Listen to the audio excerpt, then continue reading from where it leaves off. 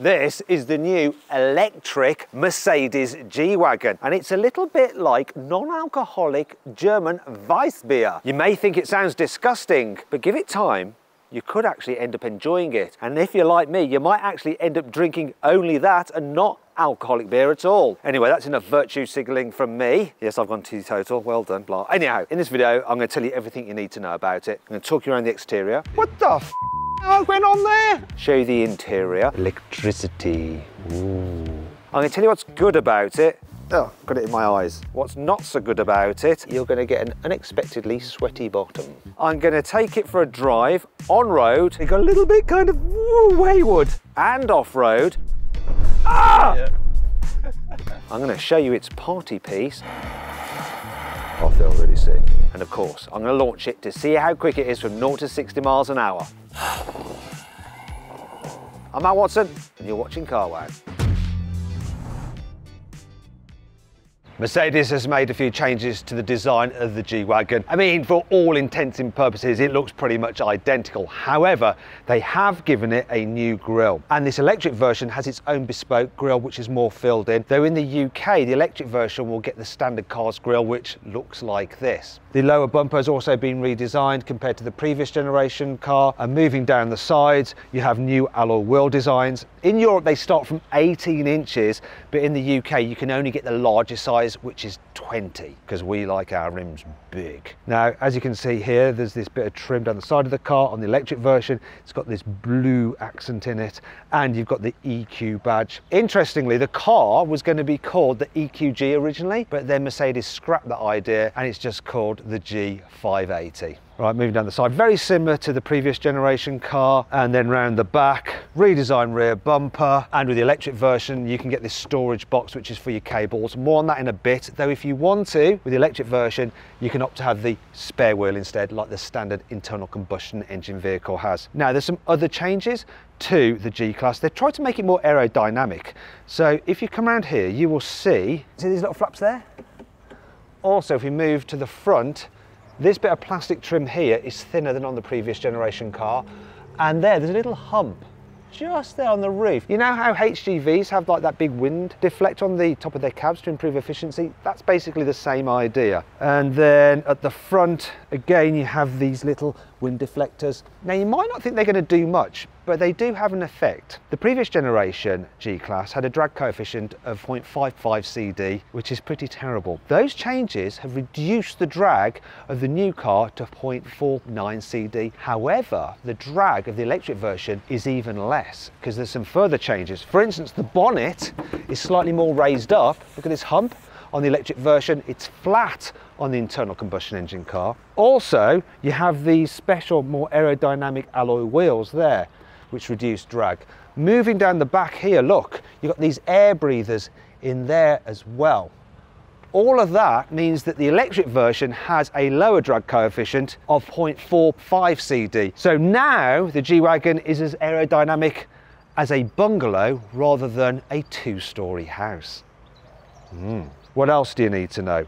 The price. It's going to start for just the normal diesel, £136,000. For the electric version, it's probably going to start around £160,000. For the very first edition models of the electric version, £180,000. And for the range-topping AMG G63, you're talking £185,000. There is one design change I forgot to show you about the new G-Class. So there's no keyhole in there anymore, it's a G. Apparently customers wanted keyless go, and so Mercedes has given it them. Now, normally I have a bit of trouble with Mercedes keyless go, but it seems to work on this. To open the door, you just put your hand in there like that. Look, opens it. And then to lock it, you just go like that. But you might be thinking, what happens when the batteries go flat and you need to like open the door manually with a key? Don't worry, there is still a key. Come on, I can never get these things out of there. Look, and the keyhole is here, round the back. You just have to flip that off. There it is in there, look. Look, look, and then we can get in. Let me in. Let me in. There. Let me in! Let me in! Let me in! How's this supposed to work? Huh? Huh. Yeah. Huh? Yeah. Yeah, you can try it. There's a man from Mercedes going to try it. Here's some bits. Oh, you lost something. There we go. Let's see you do it. Yeah, the key. Do you have the key or? You can't have that. You can't have that because it's. Close the car. Wait! Whoa! No, it closed. How did you do that? Why? What's the problem? What the f? What went on there?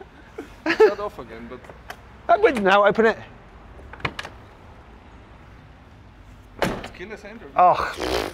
Mercedes have made a few changes to the interior of the G Class. You've got a new steering wheel. More on that in a bit.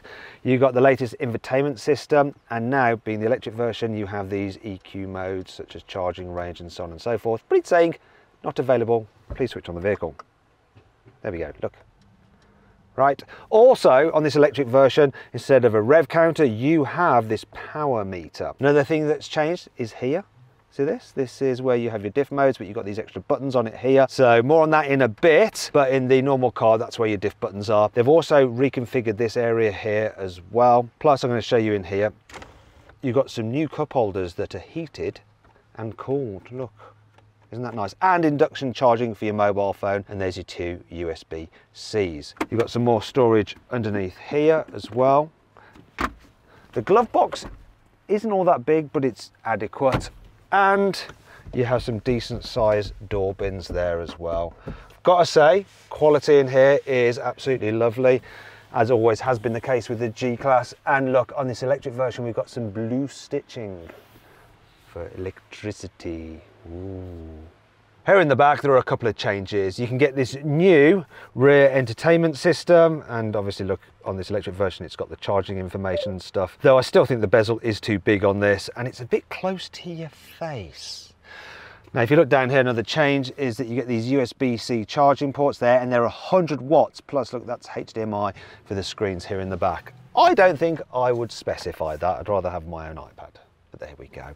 Other than that, it's just like the old G Class really. So knee room's pretty decent, headroom's really good, quality's lovely back here. The rear windows don't go all the way down. Look, that's a bit annoying, but look, they are double glazed. Look at that, double glazing for improved sound insulation. What's also interesting is that now in the UK you get the Burmester sound system as standard. In terms of seating, well, the middle seat is fairly reasonable. It's a bit harder than the outer seats, which are more comfy, but the car's quite wide, so you can carry 3 people in the back at once. Fold this down, we've got some cup holders there, showing they're exposed. And does this give a little bit of through loading? Do I have to, I don't know, I think it opens. How do you open this? Where's the thing? There's a thing. There is a thing, I'm sure. As you can see, it's a real pain to access from inside. I'll probably have to remove this. And the logo. This was a disaster. Let's put this back and pretend it never happened. This didn't happen. Sorry for wasting about a minute of your life. Apologies. Anyway, you've got posh airplane style storage pockets on the seat backs, decent sized door bins back there, and this one has climate control here in the rear, which is handy, plus seat heating, and more on that in a bit. The boot capacity of the electric version of the G Class is very small. Look, you've only got this space here. That's it, that's your boot. The rest of the boot is filled with batteries. Actually, that's a lie. This is just for your cables. Look, it's just for your cables. Keep them nice and tidy. The boot is the same as it was before. Look at it, nice big square shape, around 640 litres. Very usable, very practical. You've also got some things like this, look, tie down points. You've got nets. But if you want to fold down the rear seats, you have to walk around like this. And then flip this base out. Up. Then fold this chair down, push it past there. Then if we go back to the boot, you'll see a problem. Look. See this ridge? See that? It's not a smooth, continuous, flat floor, so it makes it harder to load heavy items and push them to the front of the vehicle. And that brings me on to 5 annoying things about the new G Class. This thing is bloody heavy. It weighs in at around 3.1 tons, which is about 500 kilograms heavier than the normal internal combustion engine G Class. As a result, it has a reduced payload. You see, you can only carry around 450 kilos of weight in it. Reason being that if you go over 3.5 tons, you would need a special license to drive this vehicle. Unlike with the normal G-Wagon, you cannot get the electric version with a tow bar. Reason being, the tow bar system and all the extra bits you need for it add 80 kilograms to the car's weight. And you don't want to do that because of that payload issue I've already mentioned. So there is no ability to tow with this car, even though it probably could tow quite a decent amount. The new steering wheel has those touch-sensitive buttons which you can sometimes activate. Look. You activate with the pad of your thumb when you're steering sometimes. I just turn the radio on. I need to turn it down quickly, otherwise we'll have a copyright infringement and demonetisation, and we don't want that. Unlike with some other SUVs where the running boards really are just for show, you do actually need them on the G-Class to get in and out of it, to step up. However, if you go off-roading, or even if it's just dirty on the road, they do get covered in muck, so when you're getting out, look, you can see that? You end up just sliding your legs across them and then you get dirty all over the back of your trousers. Be warned, if you go for the shiny interior trim, it's quite reflective, so when you're driving along you get things just flickering in your peripheral vision, which is somewhat distracting. In the back seats, the position of the heated seats button isn't ideal. Have a look, it's down here, see that? Now, let's say you're off-roading and you're moving around the cabin like that, this can happen. You accidentally turn it on with your knee. And if it's a hot sunny day, you're going to get an unexpectedly sweaty bottom.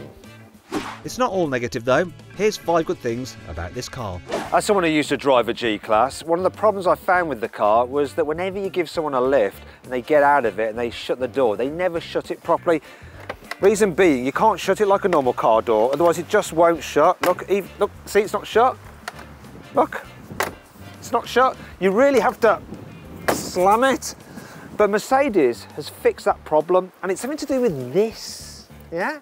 You see, what this is a vent. And what it does is vent the air inside the cabin. So when you shut a door, the pressure changes inside the cabin, but the air needs somewhere to go, and it comes out of here. And now because this vent is bigger than before, it should be easier to vent the air, which means you don't have to shut the door so hard, because it's not fighting against the air pressure. So let's have a little go. So, look, first attempt, and it's shut without a slam. Look, look! No way! In some ways, that's a little bit un-G-Class, but hey. Actually, to tell you the truth, while it is better than before, if you're really limp-wristed with it, it still doesn't shut. See? But it's definitely an improvement. To make up for the lack of a rumble from an internal combustion engine, the electric car has something called the G-Raw sound experience. If I turn it on, hear that? There's like this humming sound, like an engine running, but not like a digital engine running. And obviously when you drive it, you get a sort of like noise to add some emotion to the whole experience. Now, if you think that's a load of synthetic nonsense, you can of course turn it off, and it's never going to sound as good as the 4-litre twin-turbo V8, but still, it does add a little something, if you ask me. In the previous G-Wagon, the reversing camera was up here underneath the spare wheel, which sort of obscured the view. So they've moved it lower down, which does mean it's more susceptible to get covered in road grime. But look, there is a washer. Go wash it! Look at that! Oh, got it in my eyes. But that's not the only camera system on this car that's new. Up here is a dash cam, so it will record if you have an accident, but you can also use it to record your off-roading, so you can watch it back and just admire how good you are. The new G-Class has this off-road cockpit button, so you press that and it brings up all this off-roady information, plus you now have a special view of the camera which will show you underneath the car, so that actually gets painted in as you drive forward. This electric version has some features over the standard car. Instead of the normal diff buttons, which you don't need because the diffs engage automatically on the electric version, you have this button here, which actually causes the car to turn more abruptly on loose surfaces, because when you're turning tightly, it will make the wheels on one side of the car rotate in the opposite direction to the others. Now, by pressing that button there, you can go one step further and actually use that functionality to cause the car to spin on the spot. You can actually rotate it around on the spot, 2 whole circles. That's not all though. The electric version of this car also has a variable cruise control for off-road, slow, medium or quick. Plus, it has a better wading depth than the standard G-Class, which is 700mm for the standard car, 850mm wading depth for this particular electric version, which beats that of a Cybertruck and a Hummer EV, though it's still not quite as good as a Range Rover. That can wade up to 900mm.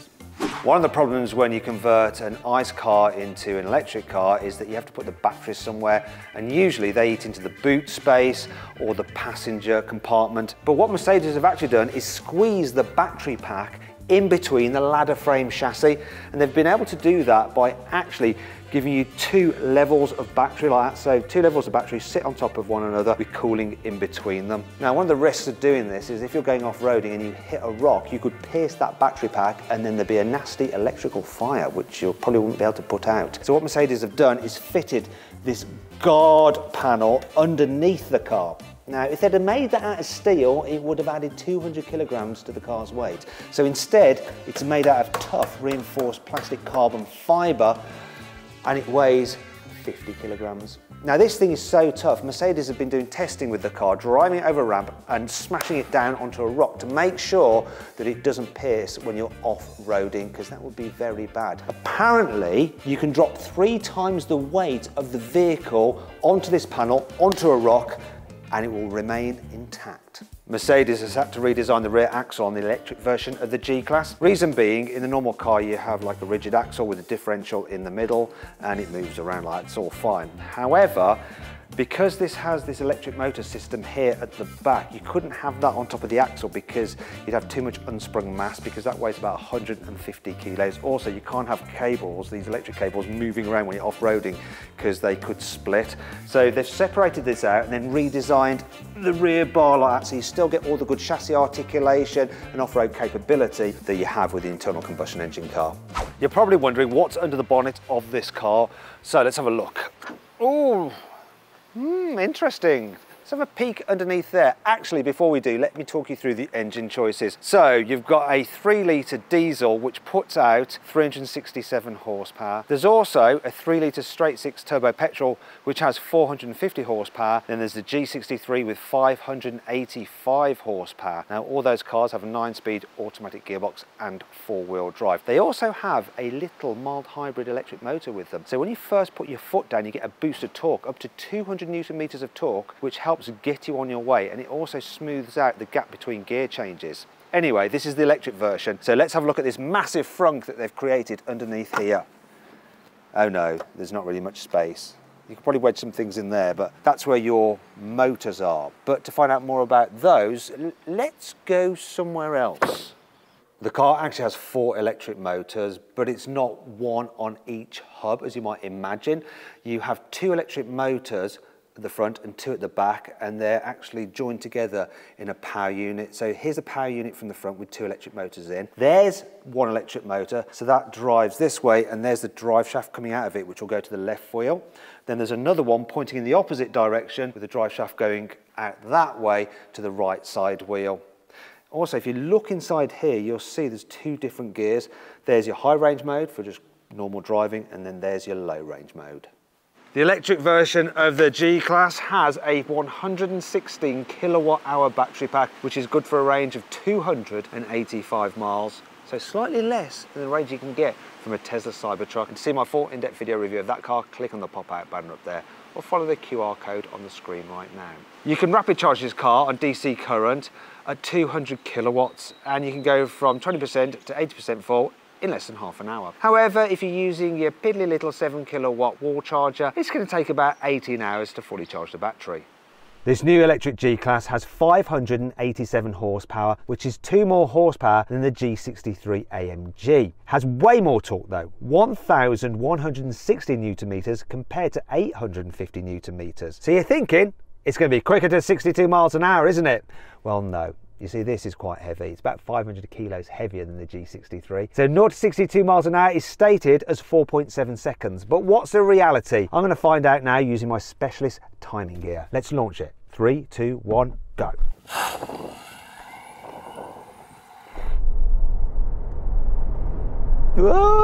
Whoa. As it got faster, it got a little bit kind of wayward. Yep, it's quicker than they say. 0 to 62 miles an hour in 4.68 seconds. Driving this electric G-Wagon is a little bit odd. You see, you've got serious performance when you put your foot down. I mean, instant response, it just picks up. Now, one of the things for me with the G63 is that while it is super quick, for that moment when you first press the accelerator pedal, nothing really happens because it has to change down a gear, the turbos have to spool up before it actually takes off. With this, it's on it straight away. And from the driver's seat, the performance seems pretty much identical. In fact, it's a bit more so in this because of the instant response. Thing is, it's just so odd getting that kind of performance and the car pitching up like that without any noise. Let's try the G-Roar experience, see if that just makes it feel better. Kind of adds to it a bit, but it's not as good as the sound of the V8 though, is it? In fact, when you're just pootling along, it's a little bit in the background. It goes quieter if you go into comfort mode. In some ways I prefer it in comfort mode. It's just like a little bit of extra theatre. I think it's all right actually. The suspension seems softer than it used to. Maybe it's because you now get all models as standard with adaptive dampers. So when you're in comfort mode, it is actually quite nice. As with all Gs, whenever you go over a bump, you do get a little bit of shimmy because you've got like that ladder frame chassis. It just transmits some of the shakiness into the cabin via your bottom through the seat. In terms of the handling, this is a big, heavy vehicle, and considering that and the fact it's got a ladder frame chassis, it actually corners all right. I think overall the dynamics of the standard car are better, and once again that's just down to the weight. One thing I have noticed with this electric version are the brakes. So when you stamp on the brakes, you can tell that you're stopping 3 tons worth of vehicle. It seems a little bit harder on its brakes than the petrol version. That's the problem of carrying around an extra 500 kilos in terms of battery and electronics and stuff. One thing that's noticeably different between this and the internal combustion engine vehicle are what these paddles do. So they don't change any gears because you don't have a 9-speed automatic gearbox like the internal combustion engine model. Instead, if you press on the downshift, you get an increase in the regen braking. So when you lift off the accelerator, it'll actually slow down more abruptly, and you can go for a double minus there, and it really does slow down quite a lot. It's almost one pedal driving. So if you lift off the accelerator, it will slow you down quite a bit, but it never comes to a complete stop. Look, still moving along. Now, I wouldn't drive like that. Now, one of the reasons is if you're constantly slowing down and regenning, it's not as efficient as coasting for as long as you can. So you can put this car into a coast mode, and you do that by actually pulling up on the paddle to get D+, and then when you lift off, the car will just coast. And that's the best way to be as efficient as possible. Now, the problem with that is you might end up coasting into the back of another car or off the road because you're coming to a bend. So to prevent that, you can pull up on the paddle again to go into D Auto, and what that'll do is let you coast up until the point the car needs to slow down, such as when you're approaching a car in front, and then it will automatically apply the right amount of regen to slow you down to keep you a safe distance but not overslow it. It'll even do the same thing when you're approaching a corner.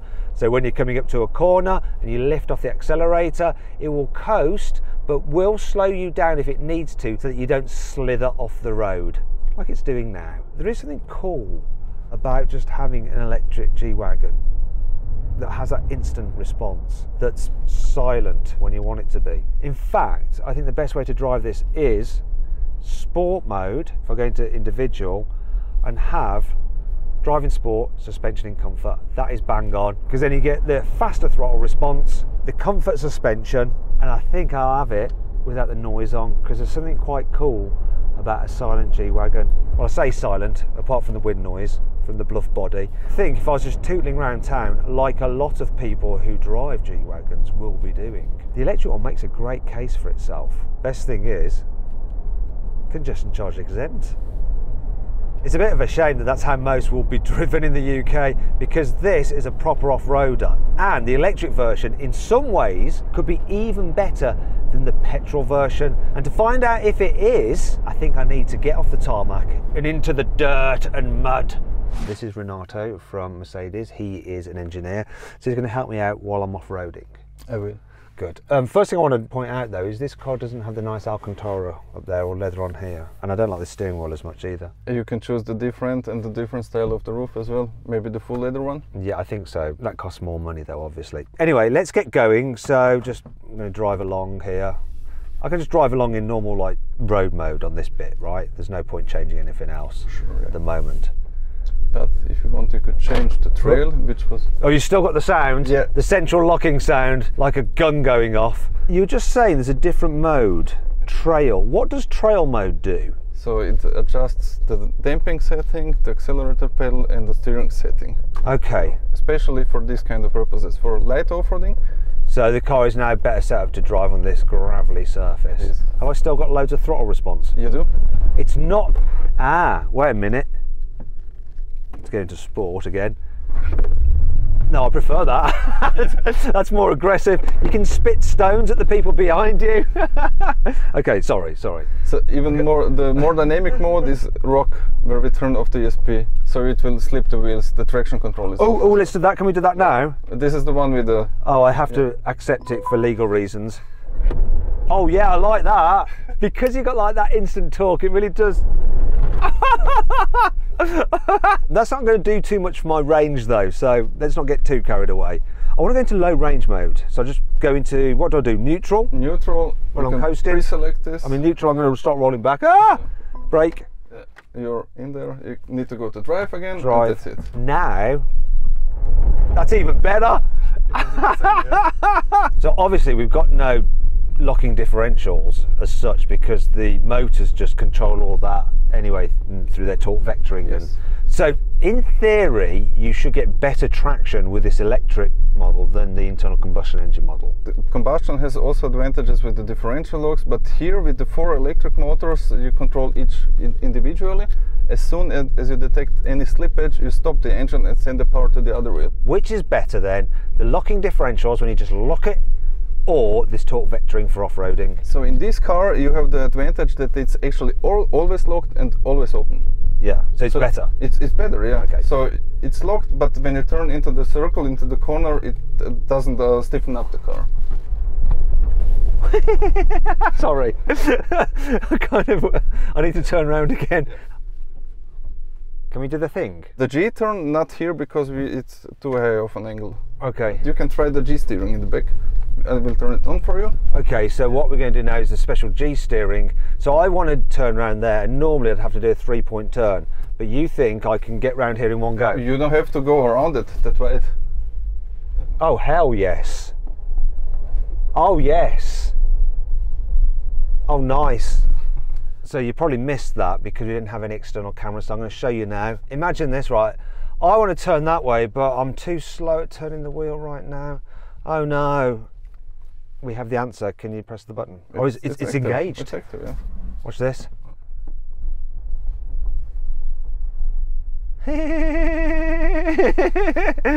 I should have driven off the edge there, but I didn't. I like that. It's a really cool feature. Something you definitely don't get with the petrol version. So this G steering is always engaged. Up to what speed? At 25 I saw before. So if you accelerate a little bit more, 26. It'll go off, okay. The red one will go off, and 50 it will shut completely off. So if it's still on like that, when I made that turn, was the G steering working a little Only bit? at full lock. Okay, so it only works when you give it full lock, otherwise it's not engaged. So now, oh that's wicked. And when you combine that with instant torque, it's just like right, I thought I was going to crash into that. Now I'm going to go around this tree. Oh, I'm not convinced it's going to make it round. And yeah, but that's too much throttle. So my brain's wanting me to thrash it to get it to spin like you would do a normal car, but you don't do that, do you? I quite like doing it a bit stupidly though. It's also, look, I want to apply it opposite. Look, I don't know what I'm doing. You have to get used to it. It's a feeling which it's weird, isn't it? Which I didn't get to feel before. A feeling I didn't get to feel before, and I felt it for the first time with you, Renard. Beautiful. What's this showing? The torques which are applied to each wheel. So you see the outside wheels are pointing forward, and the inside wheels are pointing backwards. So they're braking the car on the inside. So you're actually braking the wheels actually going backwards.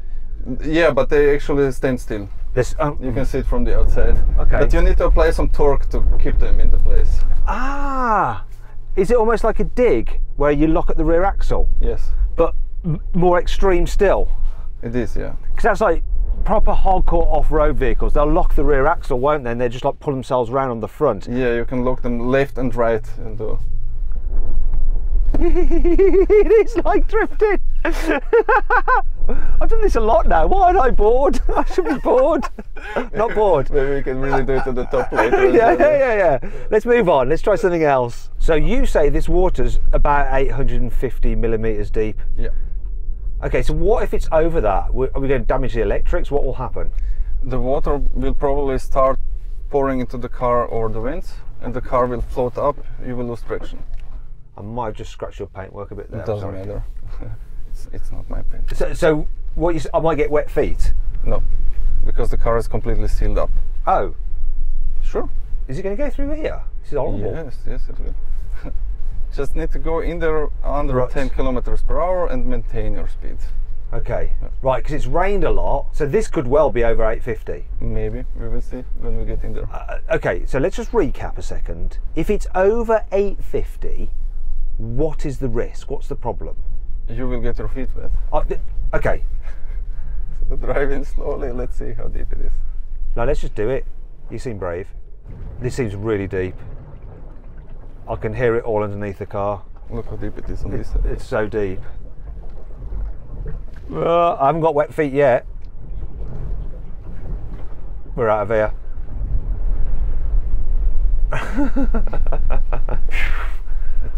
Was that close? No. No. We're now entering the more hardcore off-roading section. This looks fairly steep. So what's happening now, you're already in low range in driving program Rock. You have the off-road crawl active in the slowest speed level, but you're pressing the pedal, so you can always press the pedal over the off-road crawl. What's off-road crawl? What's going on? So it's like an off-road cruise control. So now I'm not touching anything and it's just cruising up the hill. Can I make it go quicker? Yes, with the shift pedal on the steering wheel. This one? Plus is faster. We have 3 modes, D, D minus, D plus. Okay, let's go D plus. Oh, nothing happened. Well, I've just ground out the bottom. Maybe. Oh yeah, you've got the plaque, that carbon fibre protective shield means it doesn't matter if I do that. Whereas normally if I'm like hitting my diff, I'm like, oh!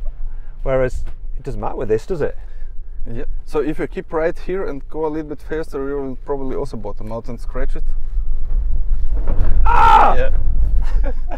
That's horrible. Yeah, but didn't do nothing. So if you look from the outside now, you probably won't even see that it's scratched.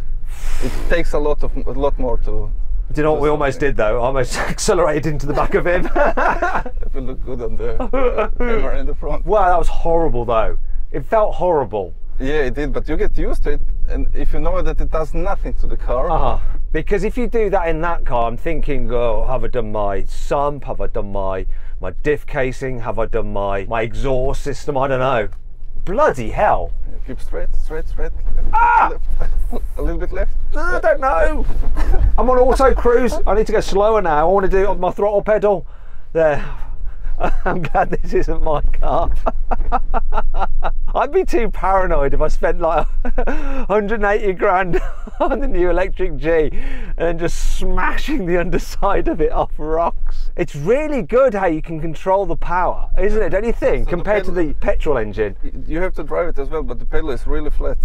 So even if it gets bumpy, your foot starts jumping around, you won't feel it. Oh yeah, look at this. Yes! Yeah, just keep a little bit distance here. Here is a place, if you don't keep completely to the right, let him, so go a little bit to the right and straight, maybe we will bottom out. Now straight. You're like the anti-instructor. Yeah. This is what an instructor would not be saying. Maybe go a little bit faster to the plus stage. Are you crazy? Hell, Nutter, you're the worst ever off-road instructor. Sorry for doing that. You're telling me all the wrong bloody lines. Yeah, off-road driving is as slow as possible. You're there going, go over that horrible rock, accelerate, accelerate. How does the weight affect it? Because obviously you want as light a vehicle as possible when off-roading, and this is super heavy. So it still has 100% slope ability as the petrol car. Okay. You can do it, but the lighter the car is in the loose surface, it's better. On the looser surface, the weight does go against it, like sand and stuff like that. You can feel it, Okay. definitely, but the motors are calculating the torque really good, so it's like having all three differential locks engaged all the time. This is nasty. Just choose one line. I'm going to choose the wrong line. I don't want to do this. Bloody hell.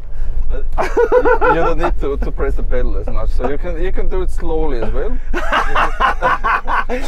FYI. Yeah, it's possible to do it. It's possible even to stop and start again, something like this. No, you've encouraged this kind of behaviour. I'm afraid you're reaping what you've sowed now, my friend. Yeah, sorry, I think we have to start filming again now because. So that's twice I've almost crashed. So now you can try as slow as possible. Really? Yeah. Okay, I was going to go quick. Yeah. It really is easy to control slowly if you want to. We're going up here quite quickly, really, aren't we? It's actually because we want to reach the top Yeah, as fast. Usually we drive much slower. Really? Yeah. This is only for you right now. Essentially what's happened is I'm a bit late for my plane and I should actually be leaving on the road already, but I just want to experience as much of this as possible, so they're letting us drive quickly up here.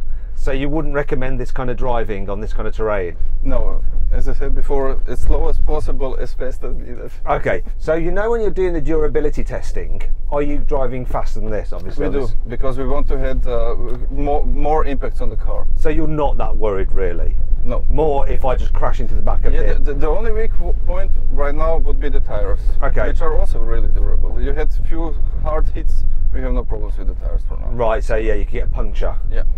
Okay, now we're going to do the G-turn, so I'm going to rotate it on the spot. You need to activate it, the right button. This one? Yeah. So you have to be in D, you have to activate it. You need to choose your direction, left or right, with the pedals. And you have to hold it all the time. Oh, like, And you have to hold the steering wheel straight. If you turn it a little bit, try to turn it, it will block. Yeah, it will stop. Okay, So right. you have to concentrate not on the accelerator pedal because it's 0 and 1. So Okay. just press it full in and concentrate. That's how I drive anyway. Yeah, okay. So it's easy for you. It's on or off the accelerator pedal now. So then you just... Yeah. What happened there? You turn the steering wheel. I did not! You have to hold it with both hands. Yeah, let's try again. Activate, you need to go to drive. Drive, choose the side, wait a second. Did not activate first. I've broken it. Yeah. It's broken. Why did you break my car, mate? I've broken it. No, just a second. I know I've definitely broken this. No, wait. No. Okay, we've not Choose the broken it. side. Chosen a side. Right, you ready? Yeah. I feel sick. No, I feel really sick. Really? Yeah, I don't like this. You need to do the other direction too. I don't Turn like out. Really? Yeah, didn't like that. Oh, and I can smell horrible tyres and stuff as well, that's worse. Well, I'm just going to be over there for a bit, I'll be back in a moment.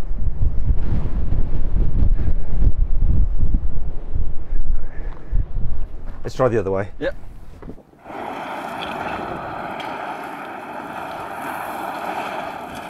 I like it less that way, that's even worse. Really? Yeah, because I'm going backwards.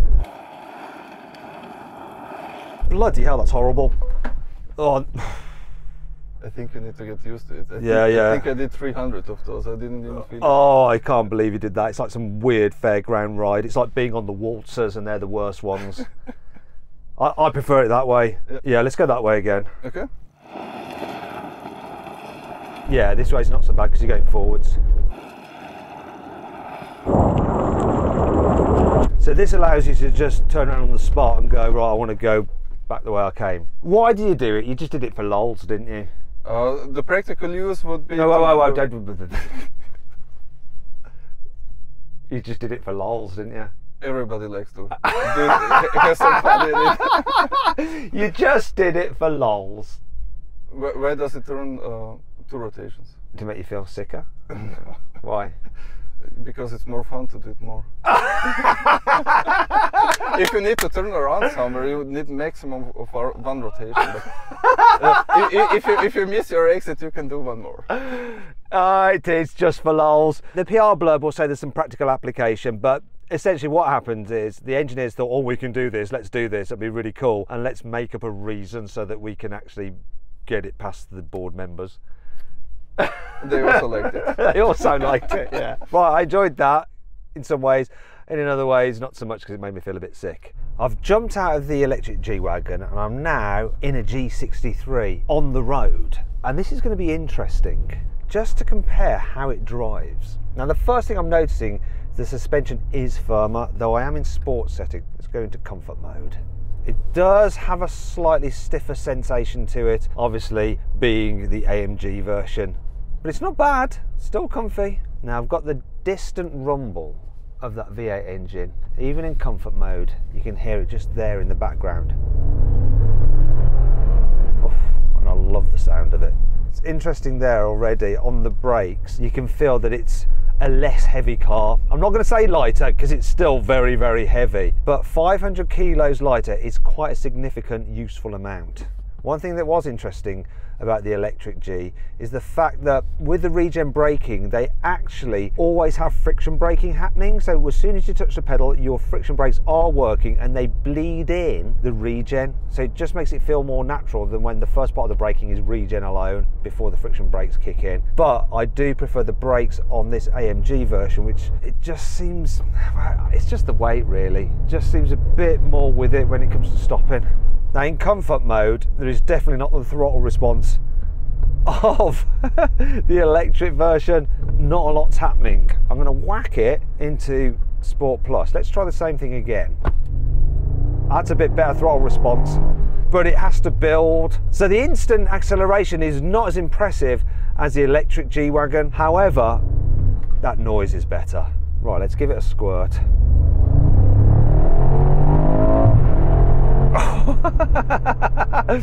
It feels more fun accelerating in this. Now I'm going to go to manual mode. Let's change gears myself.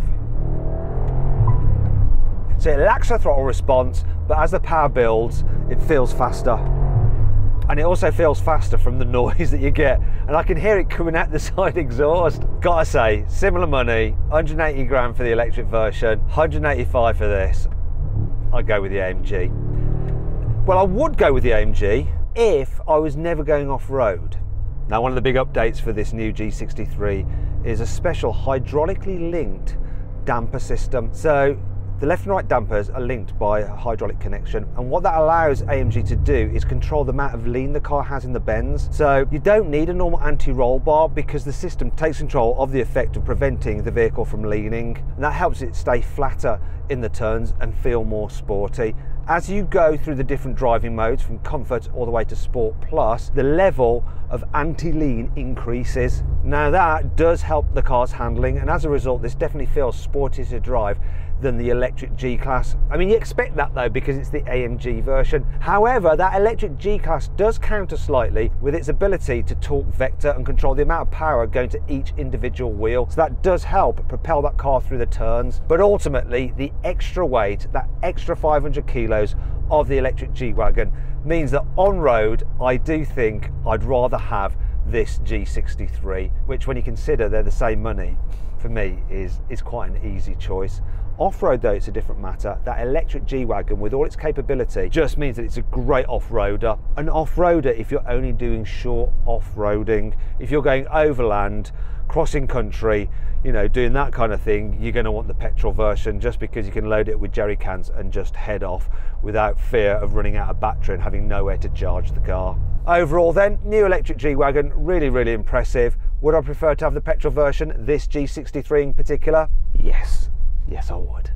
Anyway, I hope you'll enjoy the video. If you did, give it a like. If you want to watch some other videos, click on the windows. And if you want a special surprise picked personally by myself, actually it's a cool deal on a new car through CarWow, click on the CarWow logo. Thanks for watching. Well, I've got something for everyone.